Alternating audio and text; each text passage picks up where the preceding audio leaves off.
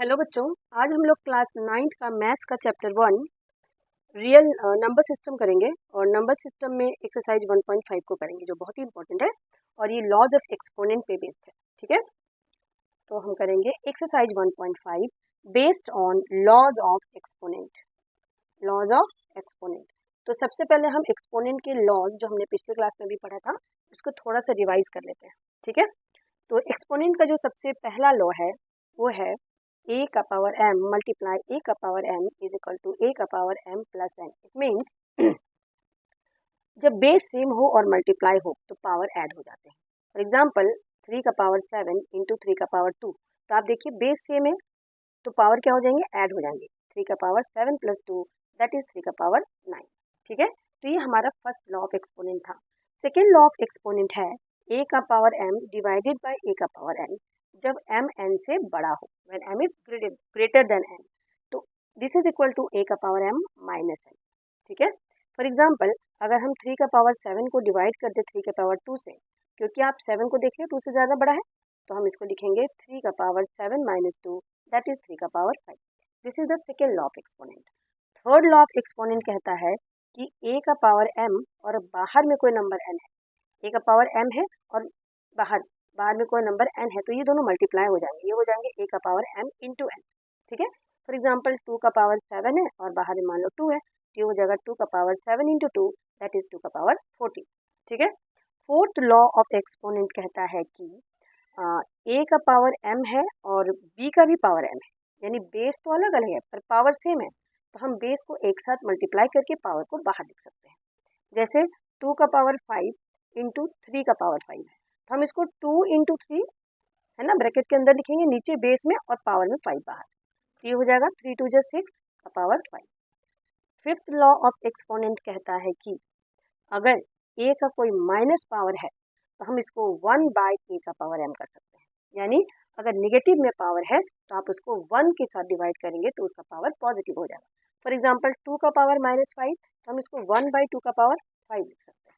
ठीक है, वैसे ही 7 का पावर -2, इसको हम 1 बाई 7 का पावर 2 लिख सकते हैं। ठीक है, और एक और जो इसमें बहुत ही इंपॉर्टेंट है वो है आपका x का power 0 is equals to 1। This is sixth law of exponent.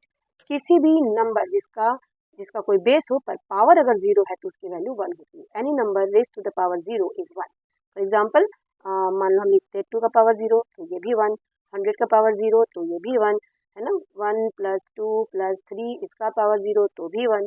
कोई भी बेस अगर बेस में जो भी नंबर है उसको आप उसको जब पावर उसका 0 होता है उसके साथ में तो उसकी वैल्यू 1 होती है। तो इन्हीं कुछ कुछ लॉज ऑफ एक्सपोनेंट पे बेस्ड है हमारा एक्सरसाइज 1.5। ठीक है, बहुत ही छोटा सा एक्सरसाइज है, इसको हम लोग तुरंत कर लेते हैं। Exercise 1.5 NCERT. ठीक है, तो बच्चों देखो इसमें फर्स्ट क्वेश्चन क्या है। फर्स्ट क्वेश्चन है 64 find 64 raise to the power half. ठीक है, तो देखिए ध्यान से क्वेश्चन 1 पार्ट 1। ठीक है, 64 का पावर हाफ है। ठीक है, तो बच्चों ध्यान से देखो 64 को हम क्या लिख सकते हैं, इसका जरा हम प्राइम फैक्टर निकालते हैं, तो ये क्या हो जाएगा, ये हो जाएगा 2 3 2 2 16 2 8 2 4 जा 8 2 2 जा 4 2 1 जा 2। तो आप देख रहे हैं 64 में कितने टाइम्स 2 आ रहा है, 1 2 3 4 5 6 टाइम्स। तो हम 64 को क्या लिख सकते हैं, इस 64 को लिख सकते हैं 2 का पावर 6।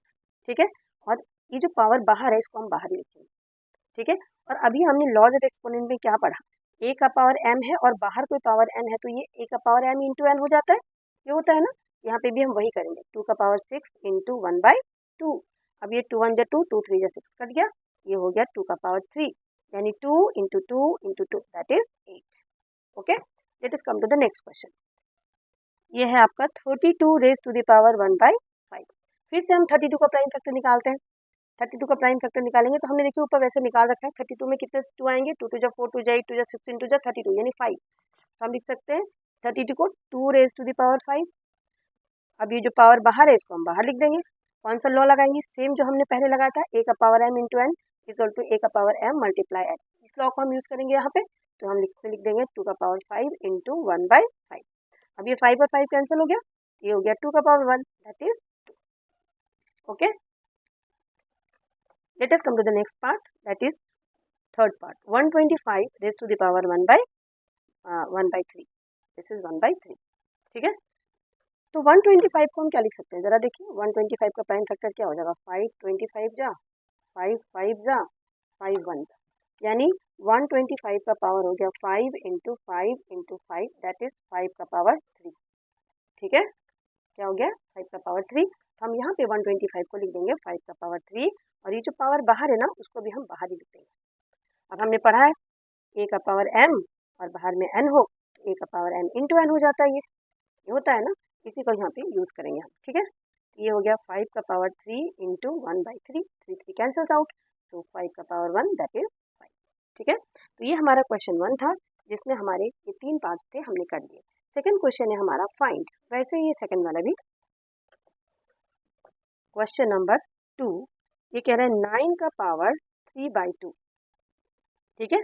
तो अब ध्यान से देखिए, इस 9 को हम क्या लिख सकते हैं, 9 को हम लिख सकते हैं 3 × 3, ठीक है, और इसको हम लिख सकते हैं 3 का पावर 2, तो हम 9 की जगह पे 3 का पावर 2 लिखेंगे यहाँ पे, ठीक है।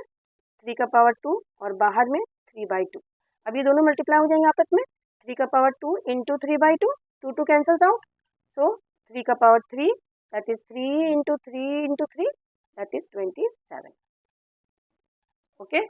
नाउ उसका सेकेंड पार्ट ये है 32 रेज टू द पावर 2/5, तो बच्चों 32 को हम क्या लिख सकते हैं, हमने पहले भी निकाला है कि 32 को हम लिख सकते हैं 2 का पावर 5, 2 को 5 टाइम्स मल्टीप्लाई करेंगे तो 32 आएगा, तो हम इसके 32 की जगह पे क्या लिखेंगे, लिखेंगे 2 का पावर 5 और बाहर में भी 2/5 है, तो ये हो जाएगा 2 का पावर 5 × 2/5, अब ये 5 और ये 5 cancels out, so this is 2 का power 2 that is 2 × 2 and this is 4, ठीक है। चलिए आते हैं इसके थर्ड पार्ट पे, थर्ड पार्ट है 16 रेज टू द पावर 3/4, ठीक है।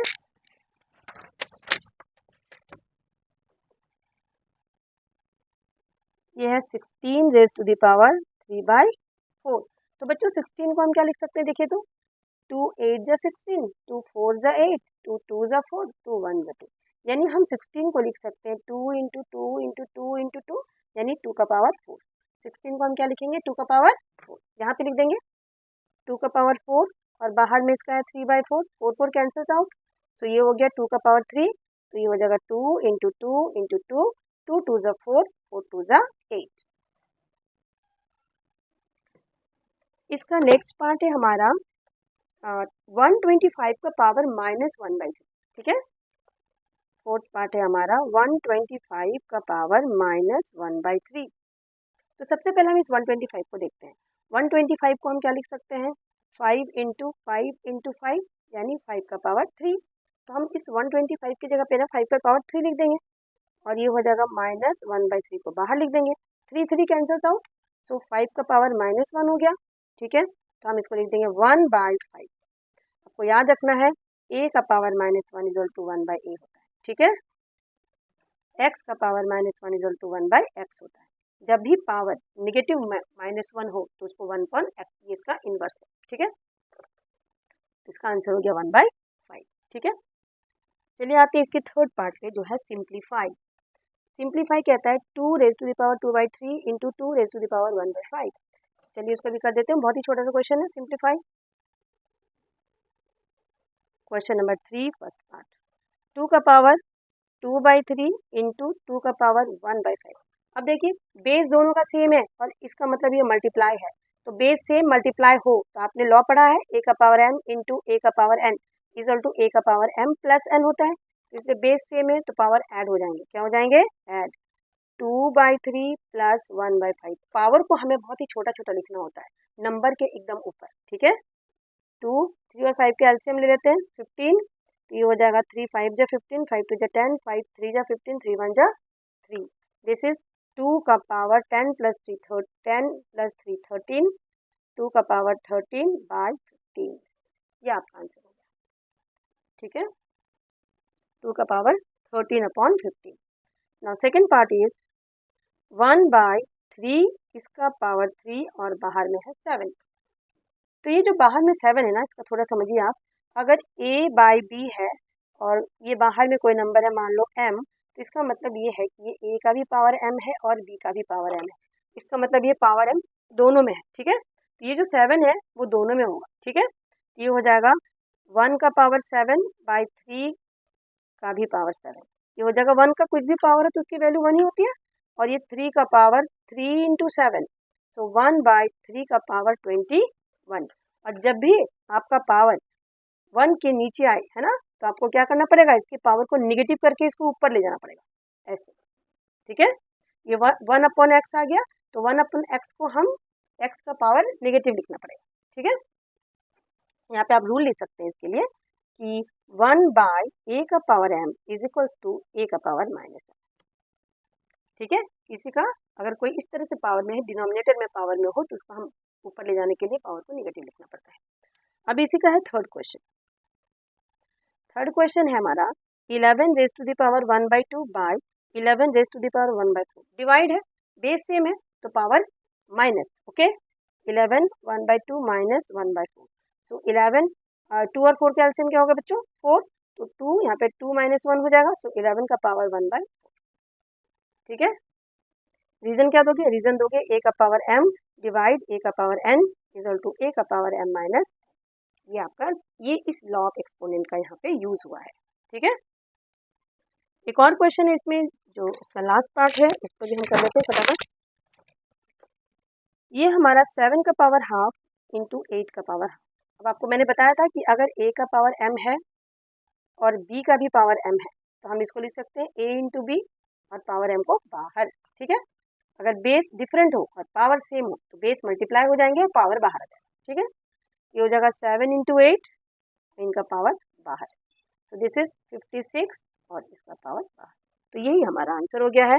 ये हमारा बहुत ही छोटा सा एक्सरसाइज था, एक्सरसाइज 1.5 चैप्टर 1 क्लास 9, ये हमने कर लिया है। तो होप आपको ये एक्सरसाइज समझ आ गया है, and thank you so much for watching the video. Hello बच्चों, आज हम लोग क्लास 9 का मैथ्स का चैप्टर 1 रियल नंबर सिस्टम करेंगे, और नंबर सिस्टम में एक्सरसाइज 1.5 को करेंगे, जो बहुत ही इंपॉर्टेंट है, और ये लॉज ऑफ एक्सपोनेंट पे बेस्ड है, ठीक है। तो हम करेंगे exercise 1.5 based on laws of exponent. Laws of exponent, तो सबसे पहले हम एक्सपोनेंट के लॉज जो हमने पिछले क्लास में भी पढ़ा था उसको थोड़ा सा रिवाइज कर लेते हैं, ठीक है।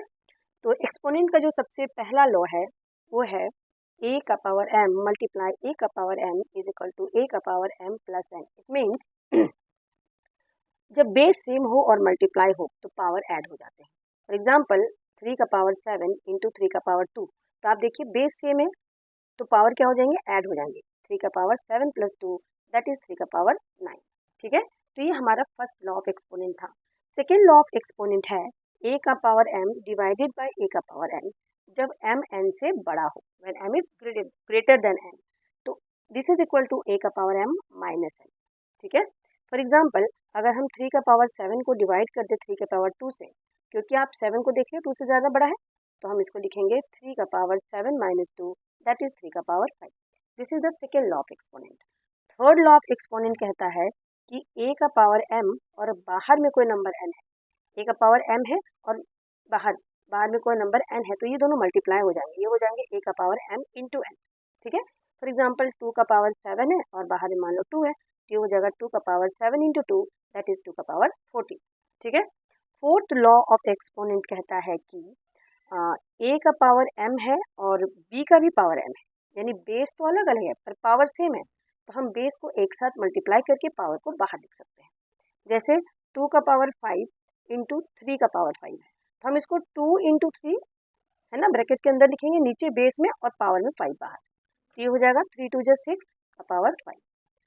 फिफ्थ लॉ ऑफ एक्सपोनेंट कहता है कि अगर a का कोई माइनस पावर है तो हम इसको 1 बाय a का पावर m कर सकते हैं, यानी अगर निगेटिव में पावर है तो आप उसको 1 के साथ डिवाइड करेंगे तो उसका पावर पॉजिटिव हो जाएगा। फॉर एग्जाम्पल 2 का पावर माइनस 5, तो हम इसको 1 बाई 2 का पावर 5 लिख सकते हैं, ठीक है। वैसे ही 7 का पावर माइनस 2, इसको हम 1 बाई 7 का पावर 2 लिख सकते हैं, ठीक है।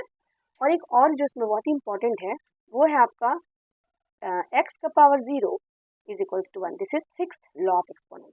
किसी भी नंबर जिसका जिसका कोई बेस हो पर पावर अगर 0 है तो उसकी वैल्यू 1 होती है। Any number raise to the power 0 is 1।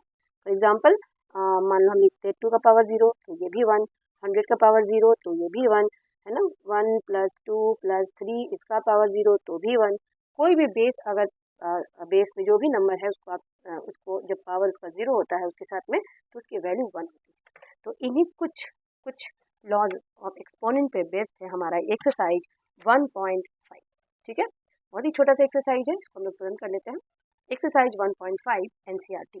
ठीक है, तो बच्चों देखो इसमें फर्स्ट क्वेश्चन क्या है। फर्स्ट क्वेश्चन है 64, find 64 raise to the power half. ठीक है, तो देखिए ध्यान से क्वेश्चन 1 पार्ट 1। ठीक है, 64 का पावर हाफ है। ठीक है, तो बच्चों ध्यान से देखो 64 को हम क्या लिख सकते हैं, जरा हम प्राइम फैक्टर निकालते हैं तो ये क्या हो जाएगा, ये हो जाएगा 2 3 2 2 16 2 8 2 4 ज़ा 8 2 2 ज़ा 4 2 1 ज़ा 2। तो आप देख रहे हैं 64 में कितने टाइम्स 2 आ रहा है, 1 2 3 4 5 6 टाइम्स। तो हम 64 को क्या लिख सकते हैं, इस 64 को लिख सकते हैं 2 का पावर 6। ठीक है, और ये जो पावर बाहर है इसको हम बाहर ही लिखेंगे। ठीक है, और अभी हमने लॉज ऑफ एक्सपोनेंट में क्या पढ़ा, ए का पावर m है और बाहर कोई पावर n है तो ये ए का पावर m इंटू n हो जाता है, ये होता है ना। यहाँ पे भी हम वही करेंगे, 2 का पावर 6 इंटू 1/2। अब ये 2 1 जा 2 2 3 जा 6 कट गया, ये हो गया 2 का पावर 3 यानी 2 into 2 into 2 that is 8। Okay, let us come to the next question. ये है आपका 32 रेज टू द पावर 1/5। फिर से हम 32 का प्राइम फैक्टर निकालते हैं। 32 का प्राइम फैक्टर निकालेंगे तो हमने देखिए ऊपर वैसे निकाल रखा है। 32 में कितने 2 आएंगे, 2 2 जा 4 2 जा 8 2 जा 16 2 जा 32 यानी 5। तो हम लिख सकते हैं 32 को 2 रेज टू द पावर 5। अब ये जो पावर बाहर है इसको हम बाहर लिख देंगे। कौन सा लॉ लगाएंगे, सेम जो हमने पहले लगाया था, ए का power m into n equal to ए का पावर m मल्टीप्लाई एन। इस लॉ को हम यूज करेंगे यहाँ पे, तो हम लिख देंगे 2 का पावर 5 इंटू 1/5। अब ये 5 और 5 कैंसिल हो गया, ये हो गया 2 का power 1 that is 2। Okay, let us come to the next part, that is third part, 125 raised to the power 1/3। this is 1/3। ठीक है, तो 125 को हम क्या लिख सकते हैं, जरा देखिए 125 का प्राइम फैक्टर क्या हो जाएगा, 5 25 जा 5 5 जा 5 1 जा, यानी 125 का पावर हो गया 5 इंटू 5 इंटू 5 दैट इज 5 का पावर 3। ठीक है, क्या हो गया 5 का पावर 3। तो हम यहाँ पे 125 को लिख देंगे 5 का पावर 3 और ये जो पावर बाहर है ना उसको भी हम बाहर ही लिख देंगे।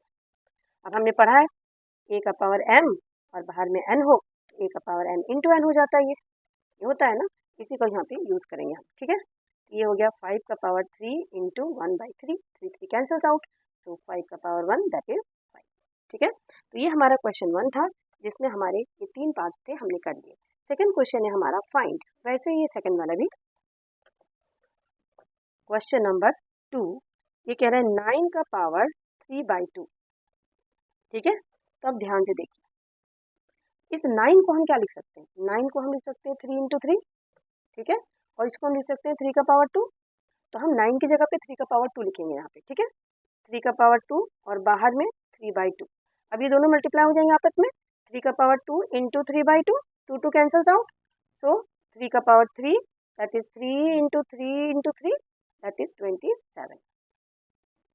ओके, नाउ इसका सेकेंड पार्ट ये है 32 रेज टू द पावर 2/5। तो बच्चों 32 को हम क्या लिख सकते हैं, हमने पहले भी निकाला है कि 32 को हम लिख सकते हैं 2 का पावर 5। 2 को 5 टाइम्स मल्टीप्लाई करेंगे तो 32 आएगा। तो हम इसके 32 की जगह पे क्या लिखेंगे, लिखेंगे 2 का पावर 5 और बाहर में भी 2/5 है तो ये हो जाएगा 2 का पावर 5 इंटू 2/5। अब ये 5 और ये 5 cancels out, so this is 2 का power 2 that is 2 into 2 and this is 4। ठीक है, चलिए आते हैं इसके थर्ड पार्ट पे। Third part is 16 raise to the power 3/4। ठीक है,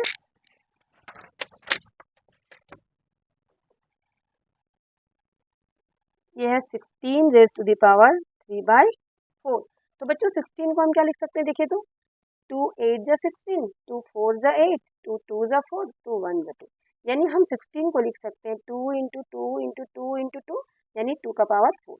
16 को हम क्या लिखेंगे, 2 का पावर 4 यहाँ पे लिख देंगे 2 का पावर 4 और बाहर में इसका है 3/4, 4 4 कैंसल्स आउट, सो ये हो गया 2 का पावर 3, तो ये हो जाएगा 2 इंटू 2 इंटू 2, 2 2 ज़ा 4, 4 2 ज़ा 8। इसका नेक्स्ट पार्ट है हमारा 125 का पावर -1/3, ठीक है। फोर्थ पार्ट है हमारा 125 का पावर -1/3। तो सबसे पहले हम इस 125 को देखते हैं।